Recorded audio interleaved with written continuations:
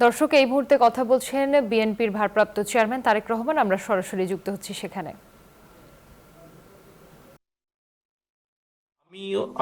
আমিও মনে করি আজকে খুব বেশি ওগুলো সেই রাজনৈতিক বিষয়গুলো বলার বোধহয় প্রয়োজন নেই। মাত্র গতকাল বলেছি, এর আগেও বিভিন্ন বক্তব্যে বলেছি, বিভিন্ন বক্তব্যে এসেছে। আমি আজকে একটু ভিন্নভাবে আপনাদের সাথে কথা বলতে চাই। যেহেতু এটি একটি সেক্টর নিয়ে আমরা কথা বলছি, একটি সেক্টরের নেতৃবৃন্দ আছেন, একটি সেক্টরের কর্মীরা এখানে আছেন। সেটি হচ্ছে কৃষি বা কৃষক। কৃষি বা কৃষক সম্পর্কে এখানে যতটুকু আমি দেখতে পাচ্ছি স্ক্রিনে সাংবাদিক ভাইরাও আছেন, হয়তো বা ওনারা কিছুটা হতাশ হবেন যে আজকে আমি কোনো রাজনৈতিক বক্তব্য দিচ্ছি না বা দিতে চাইছি না। আমি আহ, মাত্র গতকাল কি বলেছি, কাজেই হয়তো বা ওনাদের জন্য খুব বেশি লেখার কিছু থাকবে না পত্রিকার পাতায় আমার বক্তব্য থেকে আজকে। আমি সেই জন্য দুঃখ প্রকাশ করছি।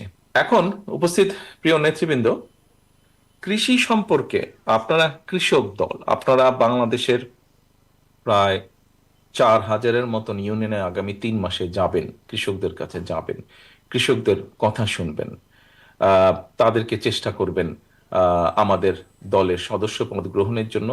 একইভাবে চেষ্টা করবেন তাদের সমস্যাগুলো জানার জন্য, সমাধানগুলো আমরা বের করার চেষ্টা করব পরবর্তীতে ইনশাল্লাহ। আমরা যদি চিন্তা করে দেখি, আমরা ছোটবেলা থেকে আমরা কি শুনে এসেছি। ছোটবেলা থেকে আমরা শুনেছি, যখন আমরা শুনেছি এই কথাটা, তখন দেশে ইন্ডাস্ট্রির সংখ্যা খুব বেশি ছিল না, গার্মেন্টস তো ছিলই না। আহ, কিছু জুট কল ছিল, এর বাইরে কিছু কিছু খুব হাতে গোনা কিছু কিছু ইন্ডাস্ট্রি ছিল। আমরা শুনতাম যে কৃষি হচ্ছে বাংলাদেশের শতকরা ম্যাক্সিমাম মানুষ, শ্রমিক হচ্ছে কৃষি কাজের সাথে জড়িত, বাংলাদেশের সবচেয়ে বড় শিল্প হচ্ছে কৃষক। এটি মোটামুটি আমরা জেনে আসতাম।